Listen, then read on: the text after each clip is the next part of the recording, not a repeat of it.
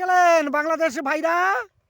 কই বড় বড় ট্যাঙ্ক, বড় বড় বড় বিমান দেখিয়ে বলছিলেন যে ভারত যদি পাকিস্তান আক্রমণ করে আমরা ভারতের চিকেন নেক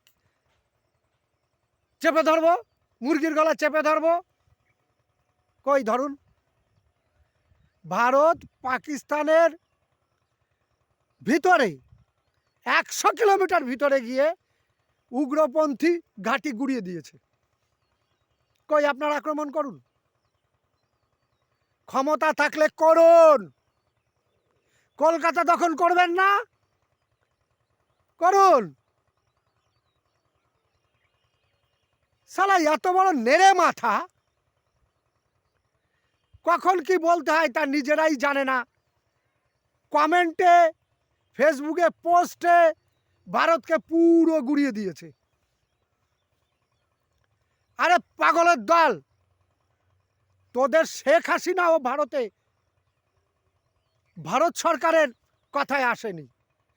তোদের 3 বাহিনী, জলজ বাহিনী, স্থল বাহিনী আর বায়ু বাহিনী, তারা ভারতের হাতে রেখেছে।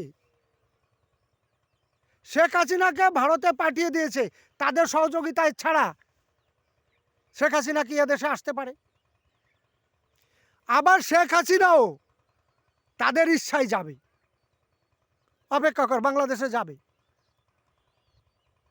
এই যে যারা ভারত বিরোধী কাজ করেছিস না, পালাবার জায়গা পাবি না।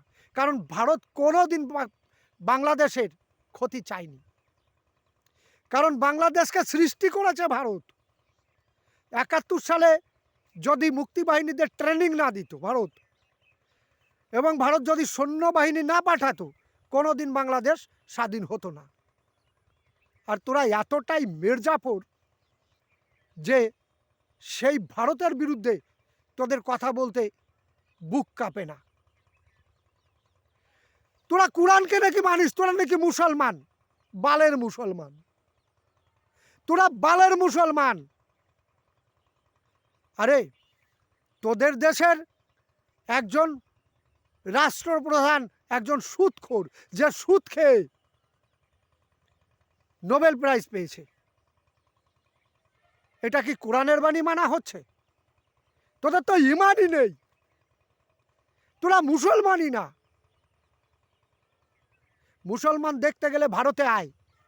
আমার ভারতীয় মুসলমানরা তারা ভারতের জন্য প্রাণ দিতে রাজি আছে।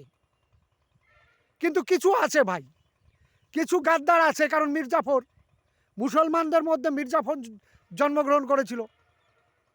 এই কিছু মির্জাফর আছে বাংলাদেশ এবং পাকিস্তানের দালাল। আমি তাদের সতর্ক করে দিতে চাই, ভাই তাড়াতাড়ি বাংলাদেশে চলে যাওয়ার নাই, পাকিস্তানে। আর নয় তোমাদের অবস্থা ভয়াবহ হবে। বেশি দেরি নেই। আমার চ্যানেলটি যারা সাবস্ক্রাইব করেননি তারা সাবস্ক্রাইব করুন। যারা ফেসবুক থেকে দেখছেন তারা চ্যানেলটি ফলো করুন। আর ভিডিওটা কেমন লাগলো পাশে থেকে কমেন্ট, লাইক করুন।